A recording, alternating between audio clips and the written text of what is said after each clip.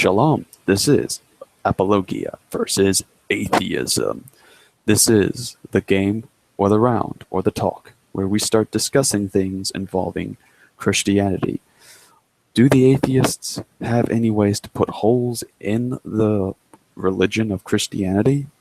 Well, let's see if they can put those holes, some holes, or should I fill those holes? And if I fill them, what should I fill them with? Well then, we're about to find out. Zan, or Zan E, the atheist, whatever, you're a Zan, and you're an atheist. Zanai. Zanai. What Geeky objections? tells me a Zanny or some crap like that. Alright. So, what objections do you have? I guess this is actually kind of like a different kind of one, but it's actually like your belief on evolution. Do you believe that it's million years or 1,000 years? I believe, personally, that it's millions of years. Okay. Can you kind of explain this? Well, of course, some people would say this is just me going towards scientists and just trying to trust on them, but not entirely. There's a kind of way we do this with science. For example, I remember that a Christian apologist by the name of Frank Turek once said that science doesn't tell us anything. Scientists do, but science itself doesn't tell us anything. We all look at the same evidence, but the whole conclusion of what we get, it's not a debate about the science. It's about a battle of philosophy, of which philosophy interpretation is correct. For example, I can look at something and conclude millions of years based on my understanding and theological implications in the Bible, and based on my own understanding of the universe, and looking at things such as carbon dating. But then again, a young Earth creationist can look at something based on his interpretational views on the Bible, his understanding of carbon dating, and can come to a different conclusion.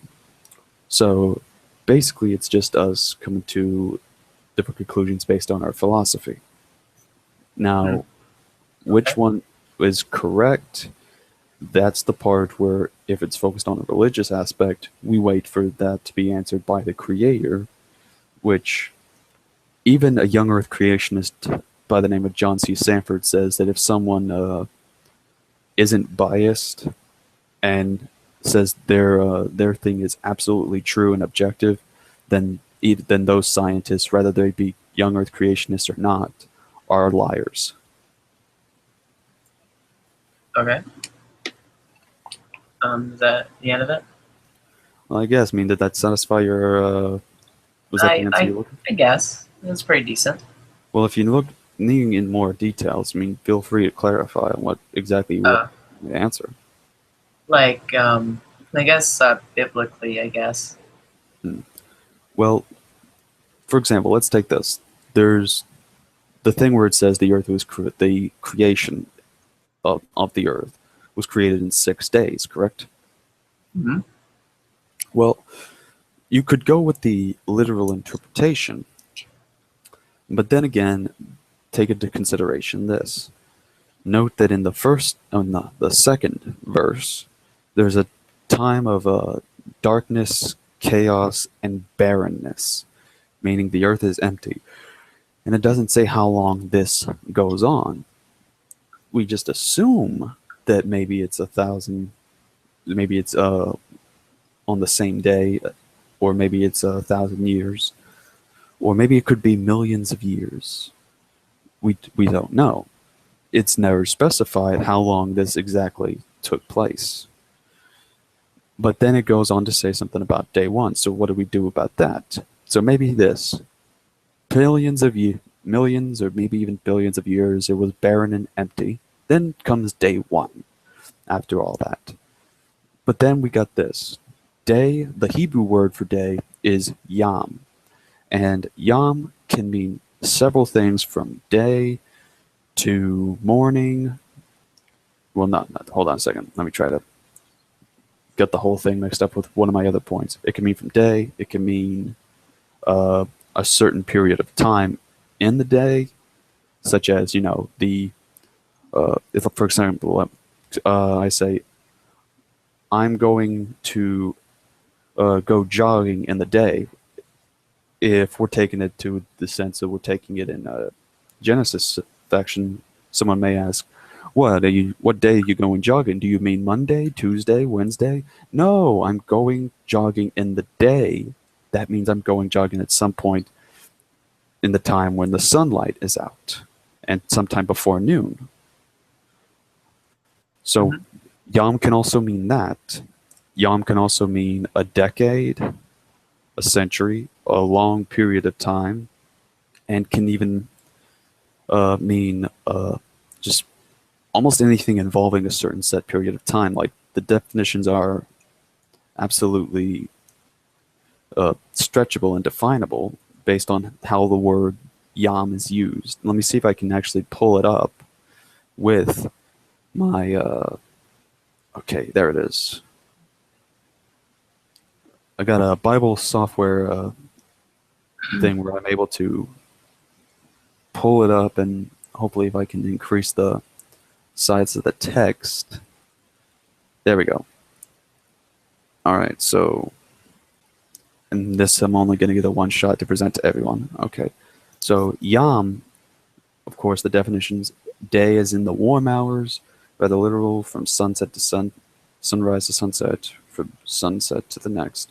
Or figurative, a space of time defined by an associate term, often used as an adverb. And if you look at the definitions with the King James, this is pretty much every definition that it gets whenever the term is used. It even means, the last one here, younger, even means weather, as other times, a season. So Yom can have a pretty stretched out definition. So someone can look at this and say that they were created in 6 literal days, but that they weren't 24-hour period days. Because then the question asks, what do we mean by day? Because there's a Bible verse where it said a day to the Lord is like 1,000 years. So some people actually, early Christians, used to believe that those days were actually 1,000 years. So even back then, early Christians didn't think that it was possible for 24-hour period creation days. Because some would say, the sun and the moon weren't invented until the 4th day. So how would you have a day if you don't even have a sun and a moon for the first 3? Okay. So those are some of the points I would point out to show that people can at least read an old Earth interpretation based on the day concepts in Genesis. Okay. I actually have 2 more. I guess there's 3 questions technically, but 2 questions are kind of put into one, I guess. Mm-hmm. But I guess I'll say that. So in the Bible, it says a few times about the Earth, and basically it's a disc and it's probably flat. And then there's I don't know. I guess you kind of know where I'm going. So there's some people that's people like G-Man that would say basically he's just he's saying you know what I mean. Well, I don't You know. ever heard about G-Man talking about that? So does G-Man believe what? Are you insinuating that he believes in a flat Earth? I honestly think he believes in a round. Okay, well, at least it's a... Are we talking about round as in a sphere, or... Well, not a perfect sphere. All right. Well, I don't know. I mean, I haven't heard G-Man's things on this, so I can't make any accusations. I have heard some people that they bring up this verse where it says... Oh, go ahead. Sorry. Oh, no, I was just I almost interrupted you, and I was like, oh, okay, I'm sorry. You can continue that. There is a verse, I'm trying to remember which one it was, though, but it states that the Lord is hovering over the circle of the earth. And sometimes they indicate by that it automatically means it's a flat disc shape. Now, the problem I have with that interpretation is, like usually the same thing. We just take that as a literal thing without studying the context and the Hebrew word itself. This is why textual criticism and hermeneutics and even studying the Greek and Hebrew lexicons is very important to understanding the Bible better. I remember I even made a video addressing if we want to improve the Christian education system and to help raise the next generation of apologists, we're going to need to improve in the fields involving language. Like we need to introduce Hebrew and Greek training from kindergarten to high school level for Christian private education or even just homeschooling curriculums. And here's why. The Hebrew word for circle in that verse, where it says the earth is a circle, the Hebrew word is chug. And chug basically means, it can mean a circle, as in what is used for our avatars at the moment on Google Hangouts.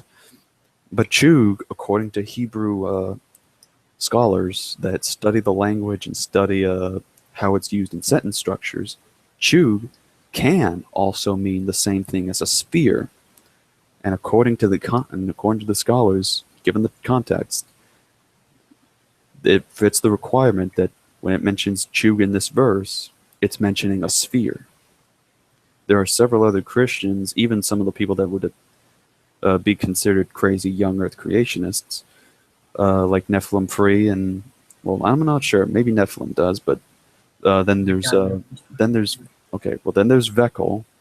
Veckel definitely agrees that the Earth is, and he even explained this kind of concept to me of why chug can mean a sphere. Then you have Thick Shades showed a video where it was somebody with an anonymous mask explaining the biblical verses of why these passages can indicate a sphere-shaped Earth. So there are several people, even the ones that are considered conspiracy theorists or crazies, that all agree that this Bible translation is indicating a sphere-shaped Earth. Okay. So that's it, man. I guess if that satisfied you, if that was an answer that satisfies.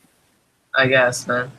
My second one is kind of mine is actually what I don't really believe it, but I mean it's actually kind of like about Hitler, man. It's kind of stupid, but like people, some atheists say that Hitler did all the bad things because he was a Christian, but honestly, I believe he was.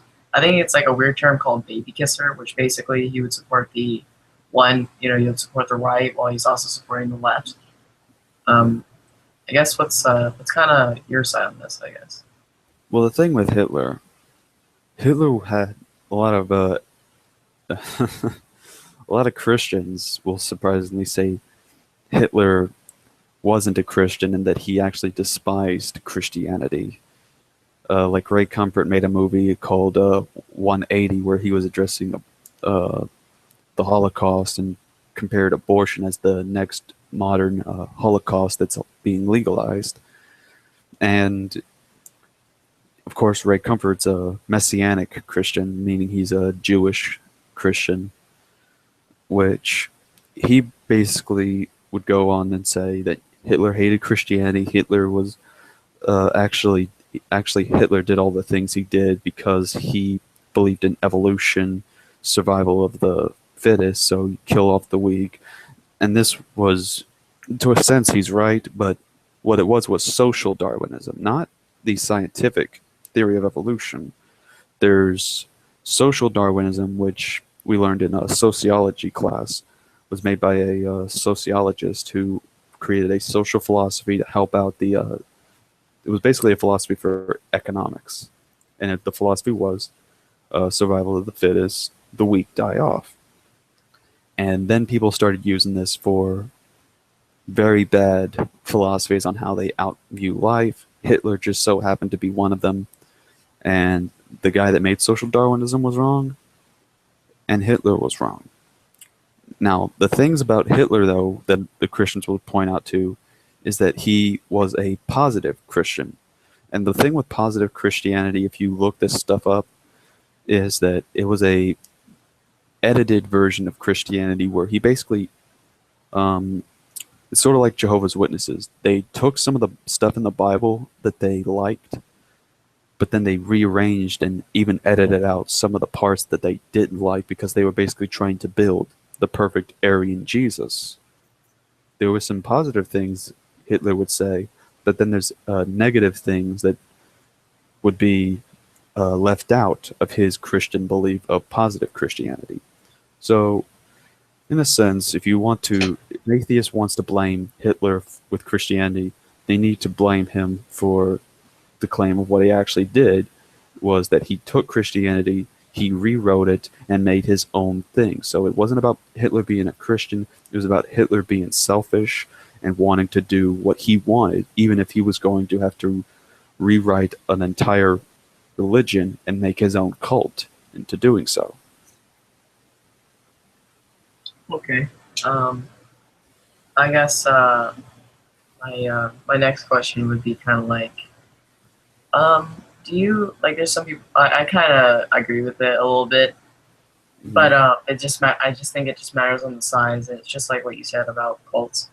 Do you? I think some like big religions are just big cults, I guess. Like, do you think this is true in a weird sense? No, I mean, I've heard the term from a cult of Dusty where he basically keeps calling Christianity a cult.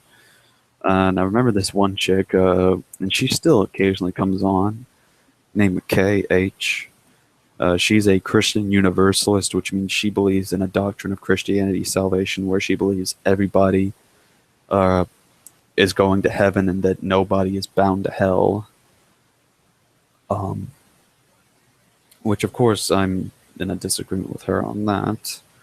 But she went on a hangout with, she went on a Drunken Peasants episode with G-Man and Rand Campbell, supposedly being on their same side, but at one point I remember she even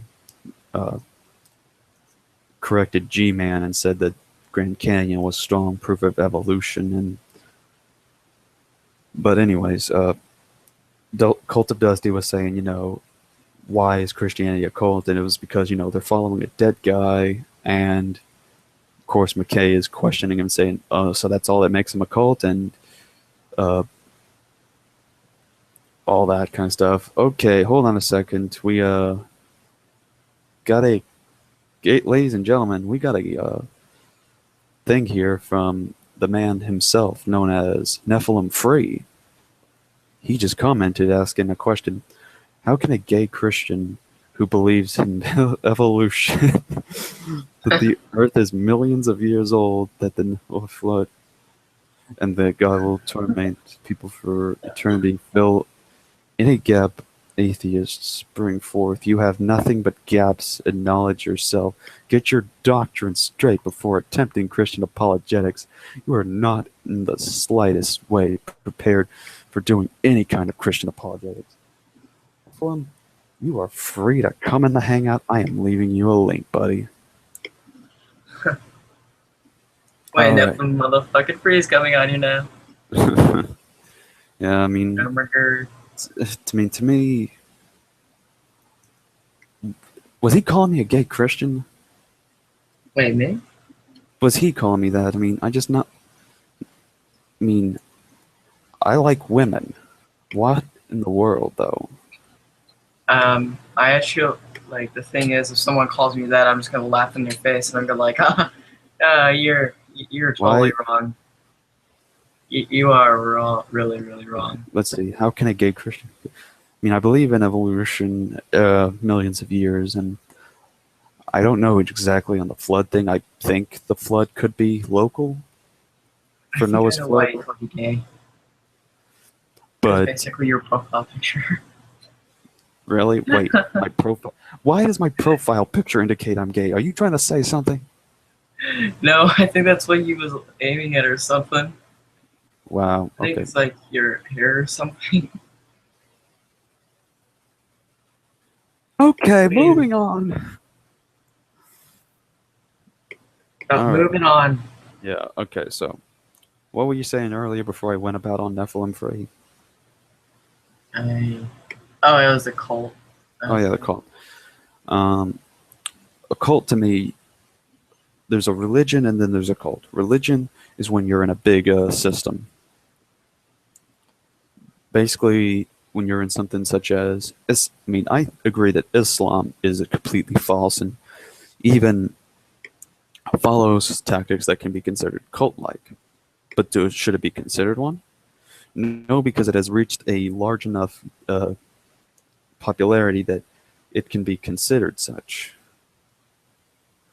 of religion. It can be considered religion. Now, there probably could be a certain section of Islam that could be considered cultish, and that even then, the Muslims would disagree with these particular Muslims. Such as for us Christians, we disagree with Jehovah's Witnesses and Mormons because we agree that they're cults. Because they end up changing the doctrine and usually have certain leaders that are pretty much charismatic to the point that they can influence people, such as Jim Jones. But he managed to try to convince people that were following him that he was the reincarnation of Jesus Christ. Mm-hmm. And because of that influence, he managed to get a bunch of people to drink the Kool-Aid filled with cyanide. Oh my gosh. And then, of course, you have the what was it? The Heaven's Gate that basically cut off their dicks and shit. yeah, they I'm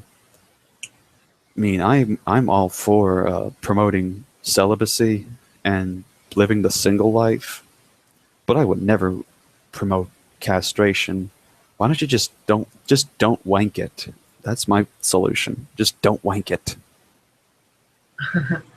I would just say, just wank it alone, man. Just wank it alone.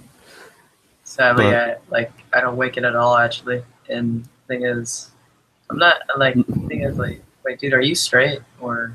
yeah, I'm straight. I'm heterosexual, but I choose to live a life of being only by myself and preaching the gospel because I don't need any relationship or any sexual tension that is going to distract me from it. And I still struggle a bit with this tension, but the more I get involved in religious debates or discussions or preaching the gospel to people, that goes away because one of the things is if you find something to distract yourself, it takes your mind off of it. Eventually, one day, you're not even going to focus on it anymore because you found something that replaces that edge. You know what I'm saying? All right, yeah.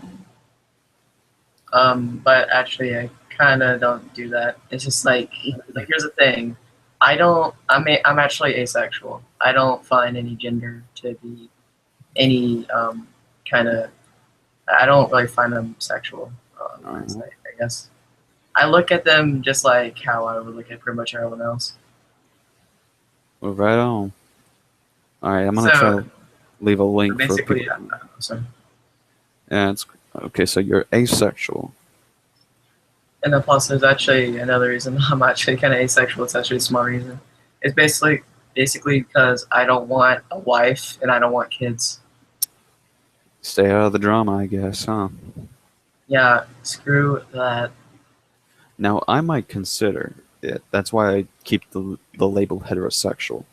But at the moment, I don't think that that's my calling. Now, if something happens and God calls on to me to be a husband to a wife and then have some kids, because the one thing I can imagine, if I get kids, then I'm going to make sure they like punk rock music.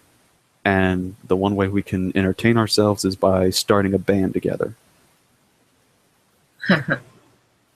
Basically, just like, okay, here's the thing. Here's my requirements. The only thing you should have is like in punk rock music. And also, you have to be in my band. Because I remember some Also, our kids have to be in it too. right, like some guy I know that he's a Christian and he has a band called Desiring Dead Flesh, and it was basically a family band that he and his children are in. He does vocals. His daughter plays guitar, and the son plays bass, and they play like very fast, thrashing punk rock music. Cool. So, I, yeah, I mean, that was the kind of thing I'd go for. But, anyways, my answer to the question simply is that we can draw a line between cults, and it's mainly in size and how they use certain tactics. Christians, like myself, we don't need to be dishonest when we're trying to answer. Like, I did this thing where I'm answering your questions and your and any objections you may have. Jehovah's Witnesses, they're and even some people that follow answers in Genesis are instructed not to answer skeptical questions. They're not. If someone asks them a question, then they're instructed not to answer them because that they're told that would destroy their faith.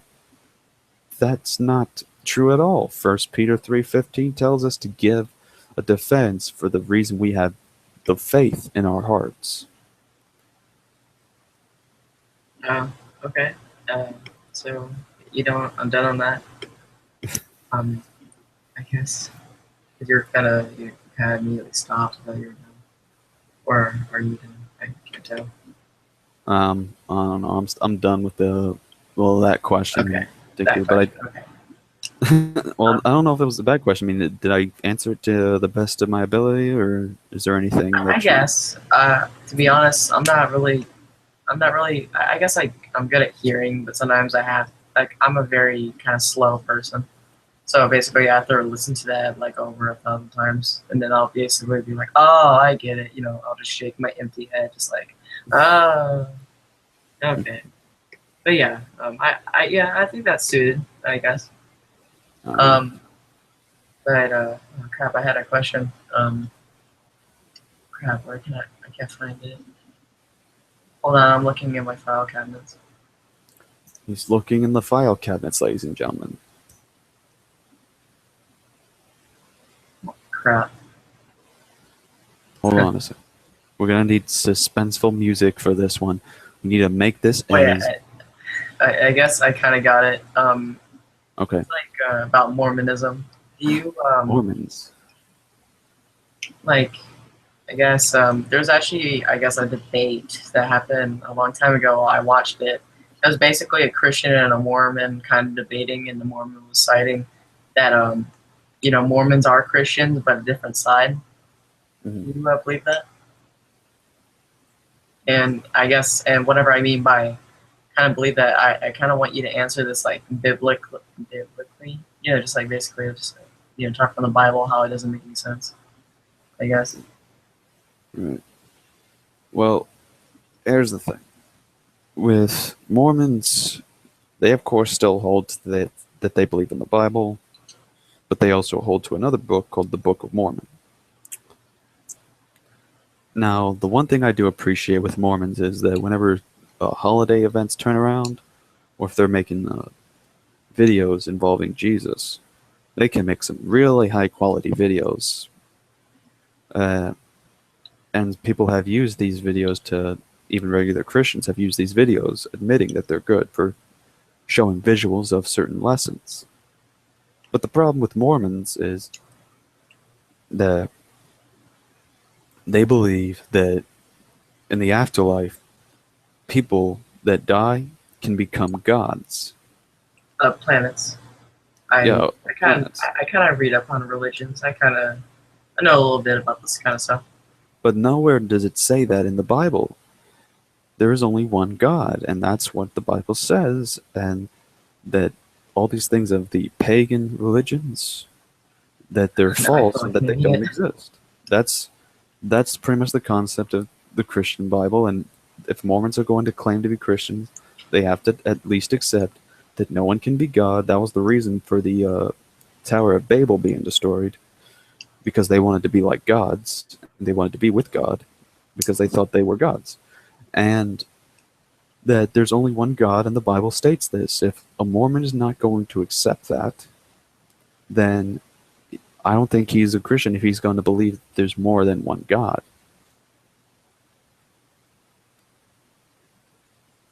Okay, is that it? All right, Yeah. I think that pretty much suited, I guess. Hmm. My next question is pretty much like, so people like Pillbox or I guess Satan atheists. Like the thing is, do you tolerate them, or I guess if you Well, like, Side 10 Atheist he's a humorist kind of guy, and I can imagine the humor yeah, he does. I wish that Veckel would use his animation and do like a Christian version of what Side 10 Atheist does, and we'll see how much competition that gets. I swear I like Satan stuff. I love that one where basically it was shock of God and Ray Comfort. Dude, that was awesome. Shock of God and Rick. Seriously, Satan did a really good job on that. Basically, whenever Shock of God said, "I have one question, for evidence of God," and then he pulled out his penis and goes like, "What a monstrosity! Who would ever create such a thing?" I mean, I think it's overreacting, but it's pretty funny. Yeah. But I mean, what did they use for Shock of God? Did they just use like the A radio, Mexican. the Mexican? What the? Like for Shock of, like I don't get that either. Like so, basically, he rolls up and like I forgot what they're called. Like basically, like I guess I don't really know what they're called, but I think it's called a Vesta actually. But basically, what happened was he says you should hear the voice that Saitan Atheist does for Shock of God, and then you could just see like a new like of Shock of God like as a Mexican with two guns and like a big ass hat, and just basically it's talking to. It was like so hilarious, Wow. and then just what like no one has ever answered my question. Yeah, no one's answered the question, and the reason why no one's answered the question is because the question It doesn't make is sense. it doesn't make sense. It's atheism doesn't claim anything on the sense of Yeah. truth.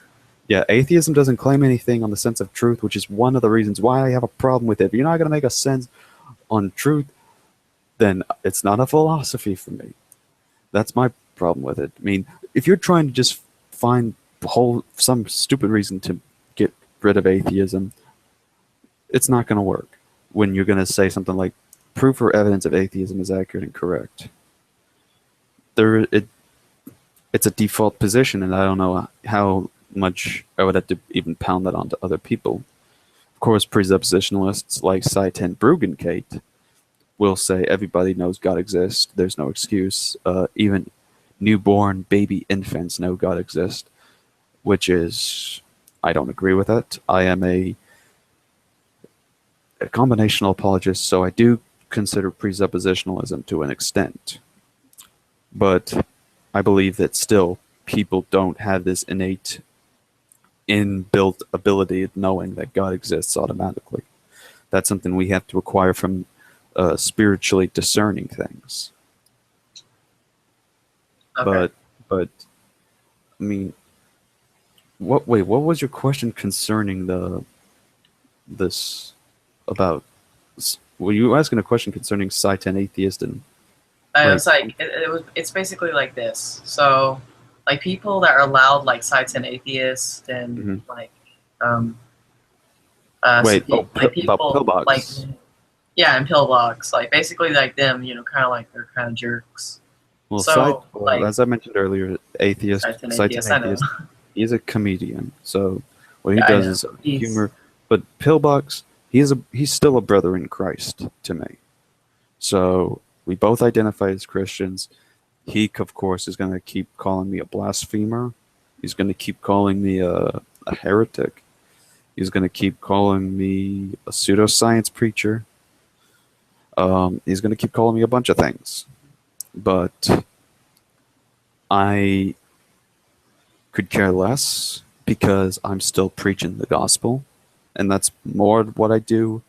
I mean, I already made a video saying where I was going to give up even talking about evolution until, of course, unless someone asks me about it, such as what you did.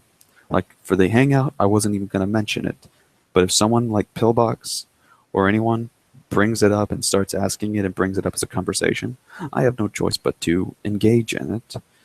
And whenever that's over, then I'm not bringing it up again. Unless they do it first. Okay. I So, guess. but yeah, I mean, I can tolerate him because he's still my brother in Christ, and the Bible teaches me to have patience, which I've managed to, over the years, learn to acquire, and it can be easy if you put your mind to it on patience. All right. Well, anyways, I gotta say something to Velk. So basically, Velk, we just got you an idea for your cartoons, man. Make them funny. Velk? So, get animating and script writing and be funny in it.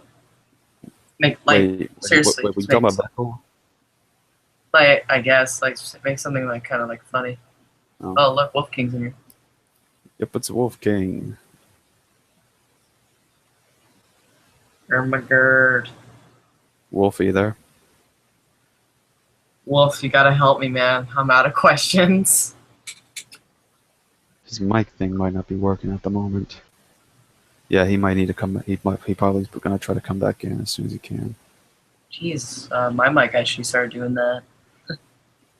Everyone's mic is not working in a world full of chaos. In a world. Hold on, let me try deep voice.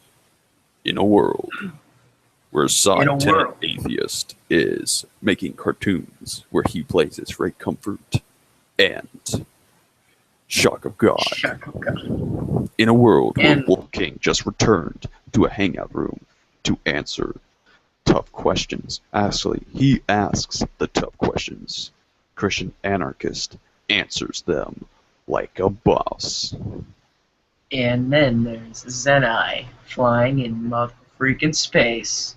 Could someone please send him some rations? I'm really hungry. Alright, we'll send you rations, but Wolf King, welcome. Thank you. Also send some water. Are you there, Wolf? I'll just put it in my gas canisters. Okay. Wolf King, does your mic work?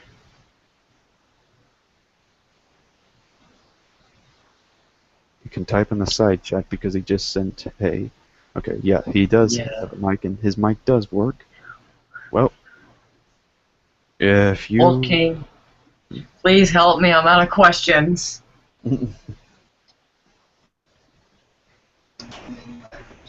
Question: are you a boy or a girl? Me? Am I a boy or a girl, or are you asking Zanai? Zanai, I obviously know you're not. I'm a boy, man. What's up? Yeah. Hey. What's up? Yes. Some people actually ask me that. I have pretty long hair. Yes. Yeah, go ahead. So this your hangout? Yeah, this is my hangout. This is Apologia versus Atheism, which is atheists can ask whatever questions to me, and I provide the Christian apologist defense to whatever claims and questions they have. Wolf King, please help me. I'm out of questions. Like, how many have I asked? You've asked several. I know. Please help me. I'm pretty much out.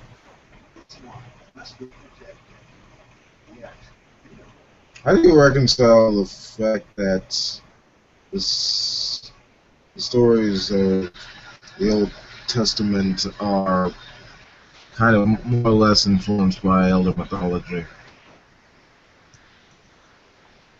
And how do we know For that example, they're... okay, let's just use an example. You ever heard of the Apocalo? No. Okay, there's Sumerian.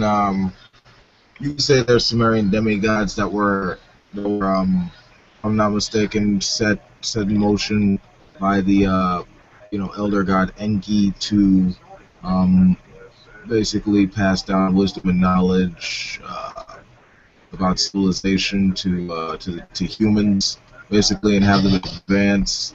However, they transgressed in terms of how they interfered, and because of this angered, the elder gods, which is why some scholars actually draw some parallels. And this is an ancient Sumerian tale, right? Right. Some scholars actually, parallel that to like the Nephilim in Genesis accounts. So I mean, and it is kind of similar in that these are supernatural beings that are sort of banished for interfering with humanity, passing down knowledge. You know, so I mean, the idea that these stories are influenced by other mythology. I mean, how would you reconcile that with your personal belief? Alright, hold on. Everything just went crazy on my computer. Okay. So, how do I reconcile that when there's things that are considered to be influenced by other types of things such as mythology and religion? Because I've heard this claim before. Hey guys, Yeah, I I'm mean, gonna go back to. I'm sorry. yeah, I mean, it sort of gives it like a basis for experiencing that people like have these similar motifs in terms of these stories, but it more or less forms like this divergent type of thing that religion sort of has in terms of these beliefs. They could be traced back with archaeology and other disciplines like that, Apologia, and you can find like there's they start with this earlier belief that more or less people had established, and then it moves on to this other meme. They might have some more trace left on, but there's still that line of influence. So the beliefs of the Near East were influenced by earlier civilizations that preceded it, and as time went on, with regard to modern civilization, we sort of are carrying it on, but they can still be traced back. You know what I mean? Like, the thing with it is, and I remember Inspiring Philosophy, a Christian apologist on YouTube, did a thing where it was forget what exactly the video was originally called. It was an atheist video. Let me try to pull it up because I remember he even put that on the title of his video, what the thing was called. There was a guy named Evidence with the threes for the on all that, and it was called The History of God. He did something about that where, and I think I remember, if I'm right or not, where and in the video The History of God it mentions things that are similar to pagan mythologies. But my answer was that it would be two questions, two answers actually. One, to check out the video. Second is that just because something is before or in that certain time, I don't think that automatically means that we are going to come to the conclusion that it's inspired by other mythologies. Like, if two instances that just happen to be similar happen in different countries, then I highly doubt anyone. Yeah, no, I'm probably not. I'm starting to get a little tired. But okay, Wolf has been posting something, so let me. Yeah, dude. I'm probably gonna go to the Kiki's hangout, man. I'm really out of questions. Well, tell him I said hey. Alright, man. Alright, so Peace out, bro. Peace out. Apkalu, or Apkal, are 7 Sumerian sages, demigods who are said to have been created by the god Enkai to establish culture and give civilization to mankind. These Apkalus are said to have committed various transgressions which angered the gods.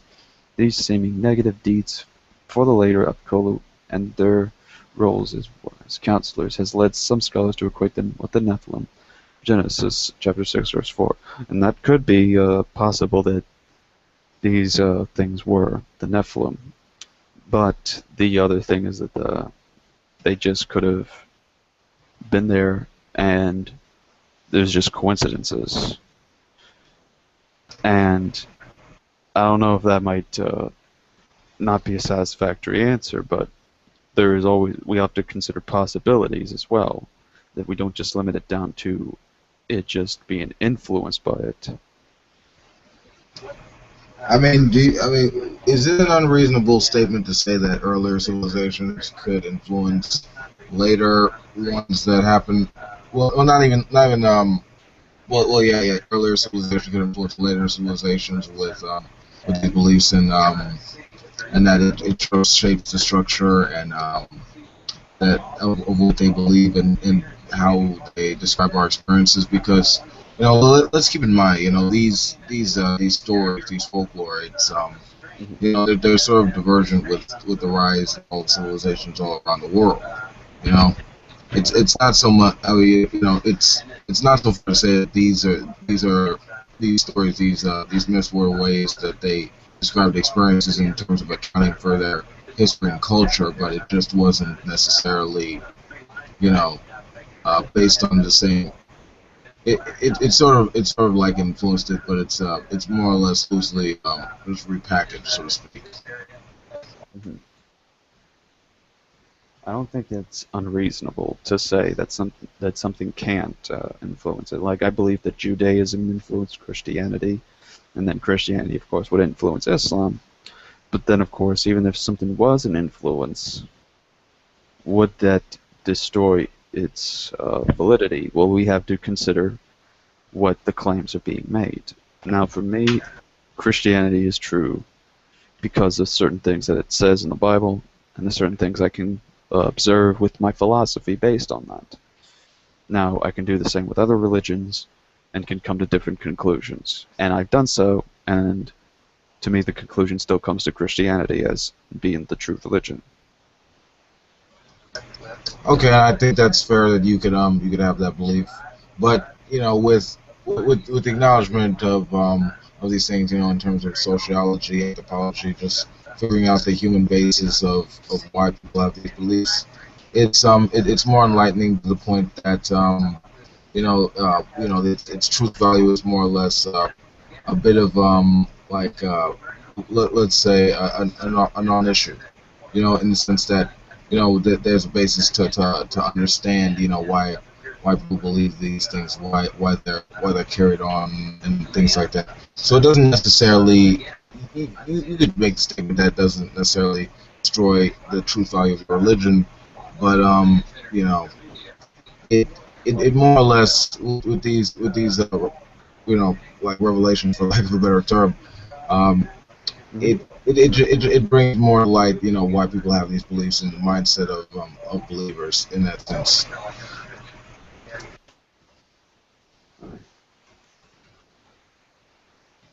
Wait, was there a question in there? I I sometimes black out. I'm sorry if I didn't get it.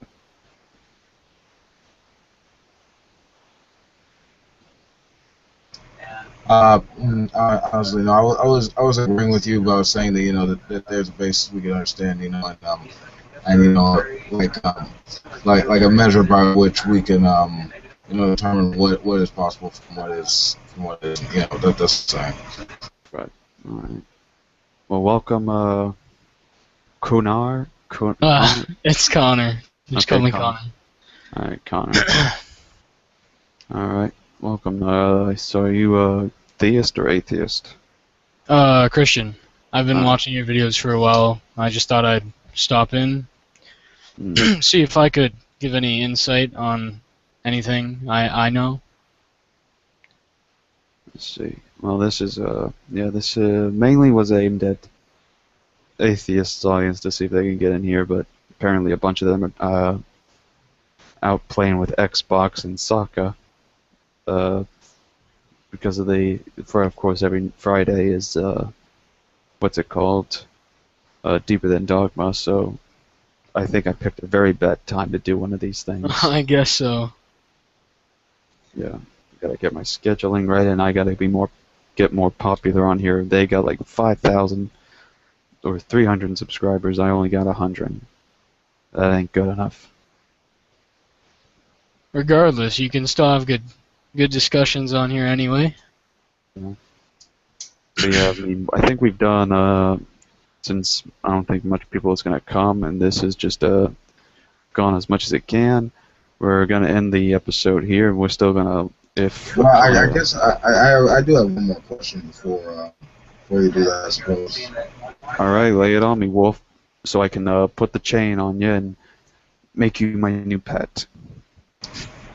Yeah, we'll see. There we go. So how do you as a believer reconcile reasonable or uncomfortable? Well, I mean, how do you reconcile like your belief in God with reasonable or uncomfortable non-belief? Say that again. You were cutting out a little bit. How do you? Okay, so basically, let me just ask you a couple questions. So you believe in you believe in a God that's all powerful, omnipotent, omnibenevolent, omnipresent, all that stuff. Yes. Okay. Now, is your God so powerful that he could bring about an event that could basically make anyone believe? Yes, it could. And doesn't he want every single human to believe in him and live in his good graces? Yes. Okay. So if that's the case, how come there are various degrees of non-belief? There's divergence of religion. There are different belief systems. There are even some religions that are atheistic, like in Buddhism or in Jainism. In various other ones. I mean, as well as the just the anthropological data in that it more or less starts off with animism, then it gets to more into like polytheism, then it gets to monotheism, and even then it's the people believing the exact right religion is still scattered. So why does this guy allow reasonable and culpable belief if he's powerful enough to make this everyone believe? I mean, is he just does he not care, or is he just non-existent? So why doesn't he make everyone believe or provide something that's like able to easily believe that he is God, rather than to just let this confusion be about? Right. Well, the reason why is there's the concept of free will. He wants us to at least make the choice. Now, he could just immediately force us or make us do it. I remember there was an example where it was given, what if there was a physical evidence of God? Let's say God has a physical form. If you see the form in the Middle East, you can go worship him, you can see him and all his glory and all that. And because you can see him and know for 100% that he exists, because you can see him, then you wouldn't go to hell because you can see him and have this physical proof. Well, that's not true. In fact, I think most people would go to hell if God had a physical form, because it's not about what you know of God, it's how you feel about him. People like Aaron Ra was once asked at the Reason Rally by Eric Hovind if there was absolute 100% undeniable evidence for God's existence, would you worship God? They would simply say no, because that God is a monstrosity and does not deserve worship. But if another God exists, even then they wouldn't worship that God, but that God would be deemed worthy of respect. But others, of course, would say, I'm only going to worship him because I don't want to go to hell. So I could care less about all this stuff he did. I just don't want to go to hell. And that's a terrible mindset. You're not focusing on a relationship with Christ or God. You're focusing more on saving your own hide. And that's not the reason I'm a Christian. I'm a Christian because I love everybody, and I am trying to love God and please him, and that I'm trying to show the world that my transformation in Christ helps me do a lot of good. And has improved my life compared to what I used to be. So that's one of the main reasons that I'm a Christian, and it's why I try to show it.